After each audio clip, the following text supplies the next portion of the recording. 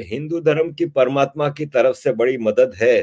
तो एक चीज हमारे दर्शकों को बताइए, आपका इस पे काफी रिसर्च है, कि एक इंका सिविलाइजेशन होती थी, एक माया सिविलाइजेशन होती थी, इजिप्शियन सिविलाइजेशन होती थी, ग्रीक सिविलाइजेशन होती थी। ये पुरानी बहुत ही अजीम सिविलाइजेशन थी, लेकिन आज वो दफन है आर्कियोलॉजी साइट पे और खत्म हो चुकी हैं।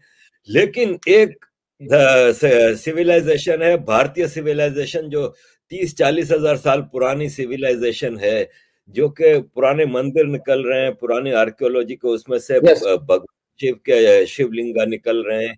इतनी पुरानी सिविलाइजेशन तो एक हिंदू धर्म की ही बाकी है। बिल्कुल। और 100 करोड़ से ज्यादा आज भी हिंदू जिंदा हैं, बावजूद जैसे कि आपने बताया कि कब से 1400 साल से इनके ऊपर अब जो अत्याचार हो रहे हैं।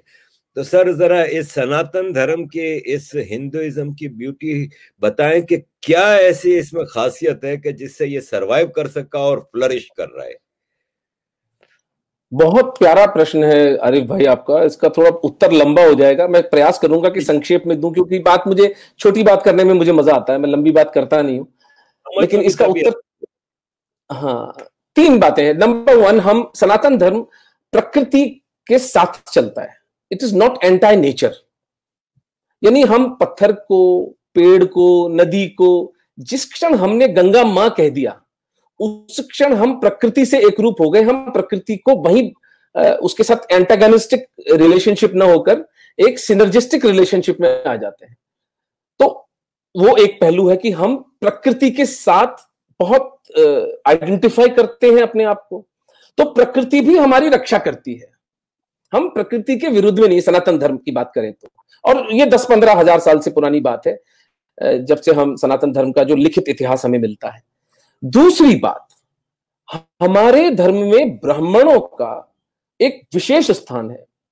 उसका कारण है, ब्राह्मणों ने बहुत तपस्या करके हमारे लिटरेचर को, हमारे शास्त्रों, हमारे ग्रंथों को श्रुति द्वारा, बुद्धि की मेमोरी के द्वारा बचा के रखा। यानी जब खिलजी आता है तो वो नालंदा की जो यूनिवर्सिटी है उसको जला देता है। हमारे यहाँ अनगिनत मंदिरों में जो इतिहास शिलाखंडों में लिखा गया था, चूंकि मैं आजकल एक किताब लिख रहा हूं इतिहास पर भारत के, तो वो इतिहास वो चूरा चूरा बनाकर, एक प्रसंग आता है चित्तौड़ के अंदर, महमूद मुजफ्फर शाह या गुजरात का राजा था, उस सुल्तान था, उसने तो एक मां देवी का मंदिर था, उस मूर्ति के शिलाखंड का चूरन बनाकर पान में डाल के हिंदुओं को मजबूर किया खाने के लिए। तो इतिहास का तो ये ह्रास किया, लेकिन ब्राह्मणों ने अपने दिमाग में इस चीज को जीवित रखा। इसलिए हमारे उपनिषद, हमारे वेद, हमारी गीता, हमारे पुराण जनरेशन टू जनरेशन, पीढ़ी दर पीढ़ी इस ब्राह्मण समाज के कारण बच गए। और ब्राह्मणों का बड़ा भयंकर हत्याकांड विशेषकर इस्लामी आक्रांताओं ने किया है।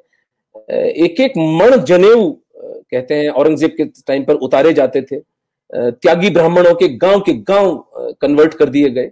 दूसरा कारण सनातन धर्म के बचने का रहा हमारे ब्राह्मणों द्वारा हमारे धर्म के ग्रंथों की रक्षा। और तीसरा सबसे प्रमुख जो कारण था वो हमारे क्षत्रिय समाज, विशेषकर राजपूतों ने इस्लाम के साथ खूनी संघर्ष किया, रक्त रंजित संघर्ष किया। एक भी वर्ष, एक दिन पिछले 1400 साल में भारतवर्ष में ऐसा नहीं था जब इस्लामी आक्रांताओं का एक छत्र राज भारत पर रहा।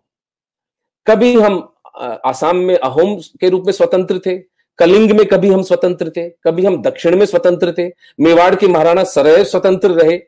मेवाड़ के महाराणाओं की तो एक विलक्षण कहानी है जो आने वाले थोड़े टाइम में मैं आपके साथ शेयर करूंगा अभी इसी इंटरव्यू में। तो हमारे क्षत्रिय समाज ने, और राजपूत अकेले नहीं थे, राजपूतों ने लीडरशिप ली, लेकिन उनके साथ सर्व समाज, जिसको हमारे हिंदू धर्म में 36 कौम कहते हैं हम लोग, 36 जातियां, सब तरह की जो भी शेड्यूल कास्ट, शेड्यूल ट्राइब, ब्राह्मण बनिए। एक बहुत बड़े वॉर जनरल महाराणा प्रताप के भामाशाह, वो ओसवाल जैन बढ़िया थे लेकिन वो लड़ते थे। तो ये तीन कारण रहे कि हम 1400 साल के इस अनवरत अनसीजिंग अटैक के बाद भी आज भी तीसरा सबसे बड़ा धर्म इस विश्व में है। नंबर 1, क्योंकि हम प्रकृति के साथ एक बोलते हैं, प्रकृति हमारी रक्षा करती है, हमारी विरोधी नहीं है। दूसरा, हमारे ब्राह्मण जिन्होंने तत्व रूप में हमारे धर्म को जीवित रखा।